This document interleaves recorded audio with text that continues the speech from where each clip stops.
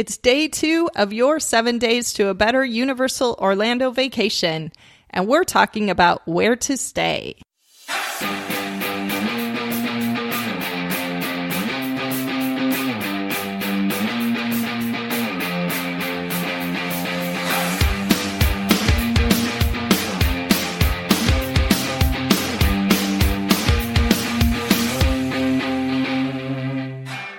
Welcome to episode 2 of the Go Informed podcast.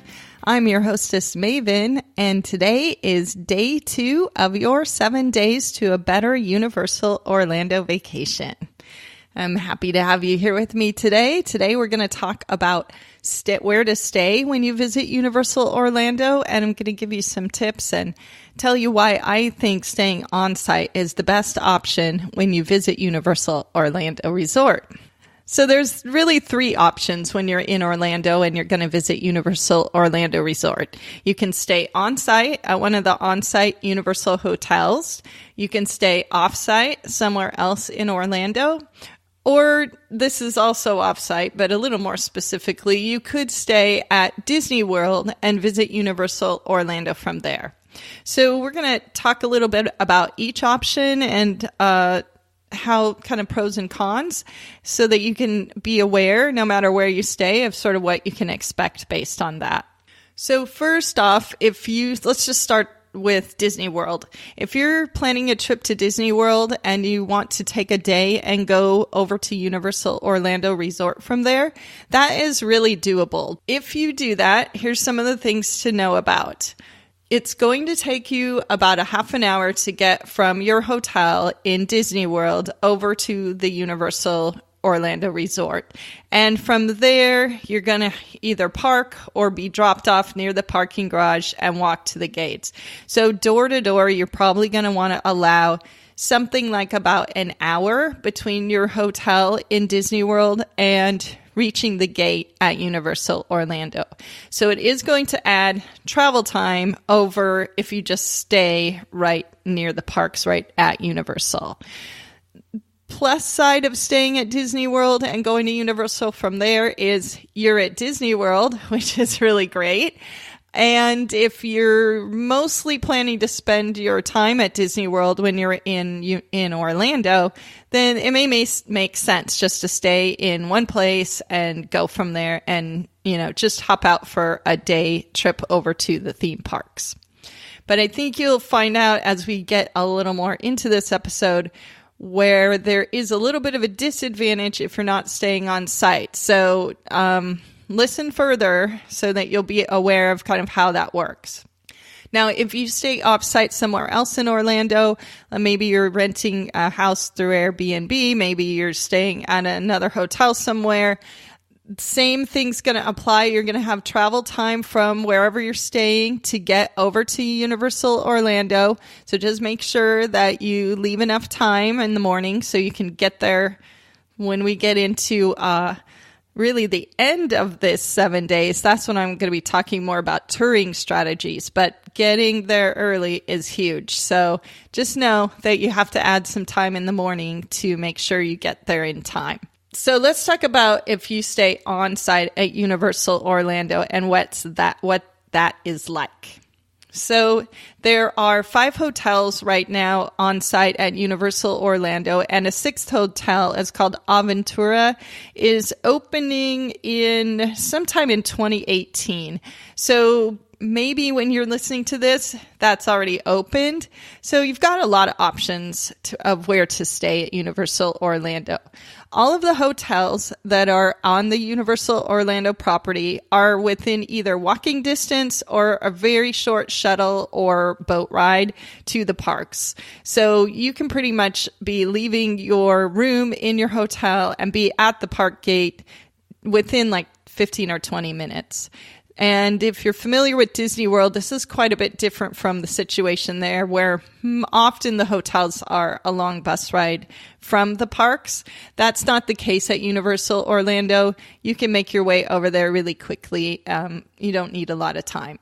The hotels that are at Universal Orlando Resort are the Cabana Bay, Sapphire Falls, Royal Pacific, Hard Rock in Portofino Bay. And again, the Aventura is opening in 2018.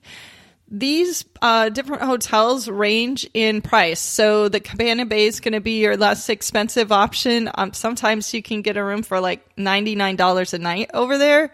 And up to the more expensive options, the probably the most expensive hotels in the range are the Hard Rock in the Portofino Bay. Sometimes those rooms can be somewhere around $300 to $400 a night, although there's ways that you can get that down. I'll put a link in my show notes to one of my tips about that, so you can read up on that a little bit. But in any case, there's pretty much something for every budget in terms of staying on site at Universal Orlando.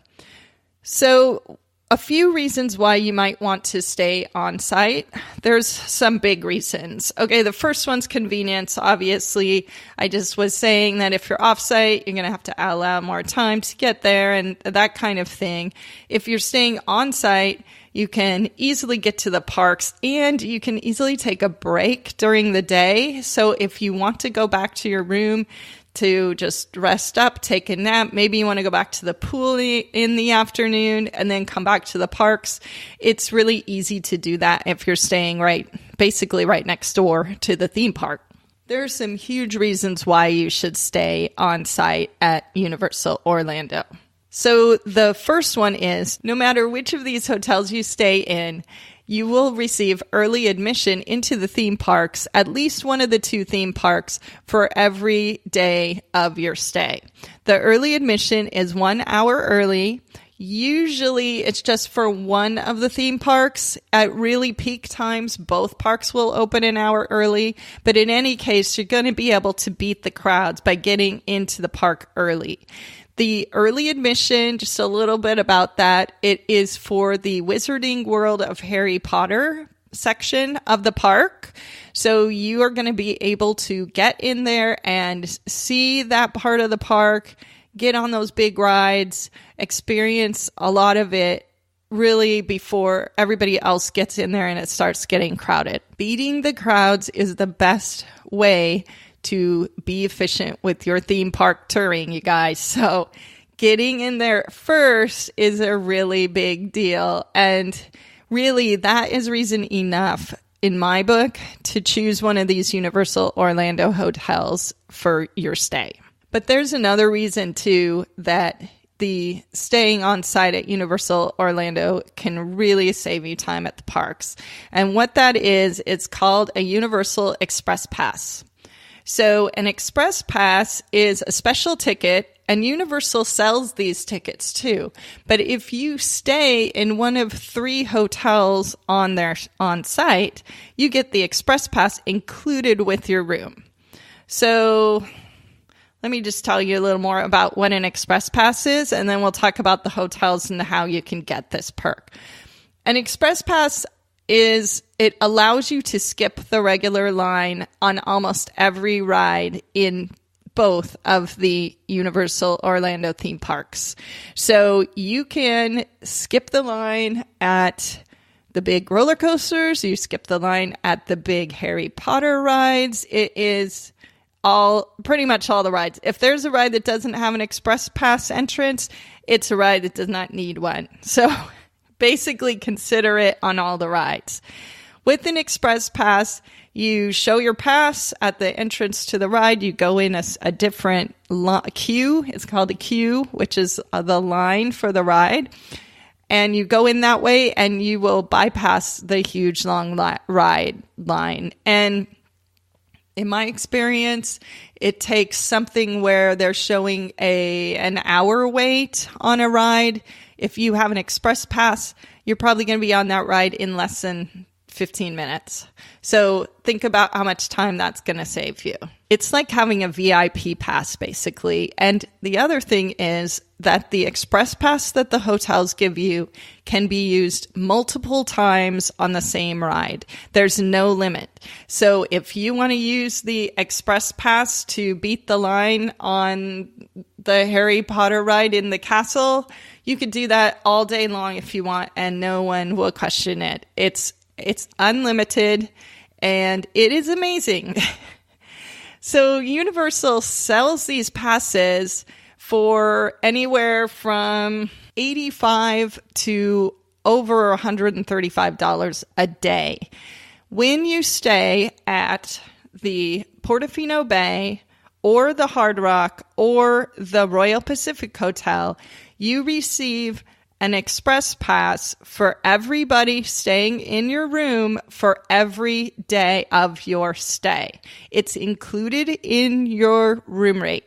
So if your hotel room costs, let's just say it costs $400 a night, but you have 4 people staying in your room, you're going to be receiving, even at $85 a piece, you're going to be receiving almost $400 a night worth of express passes. And in fact, when you do the math, it's even better than that, because the express pass, and actually this goes for the early admission as well.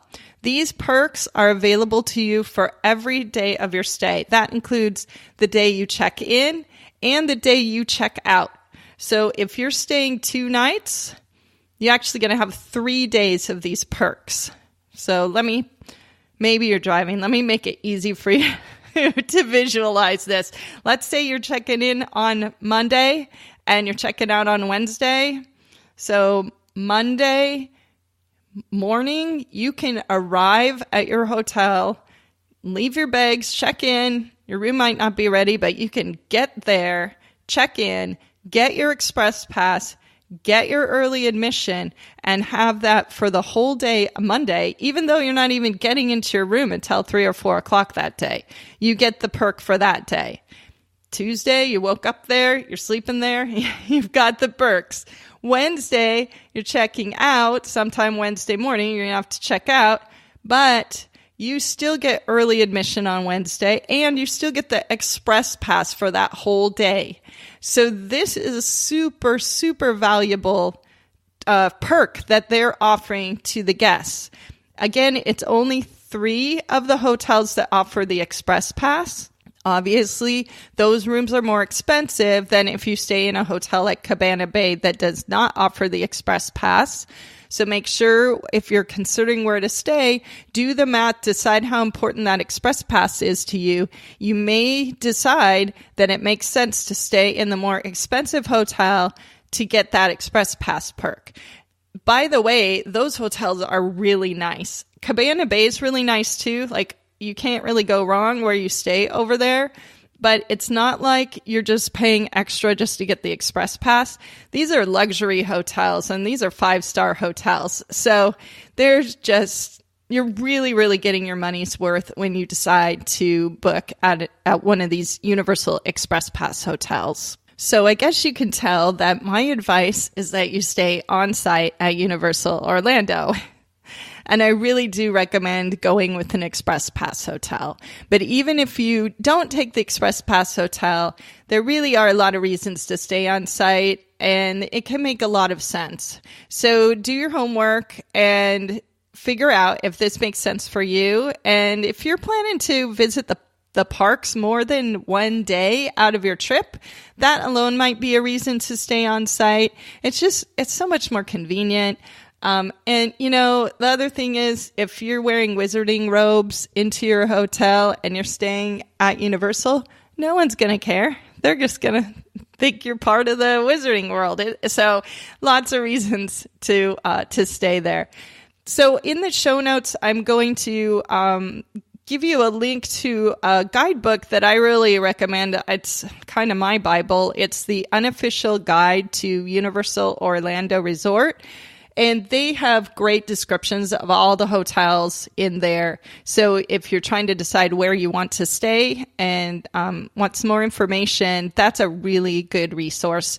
So I'll put a link to that in the show notes so you can remember and find it. And on the website, the show notes are at goinform.net/2. So if you want to look over there, that's where you'll see that. And I'll put some other tips, links to some other tips about staying at Universal in my show notes there for you who want to do a little extra credit. So tomorrow, what we're going to do is take a virtual tour of Universal Studios Florida.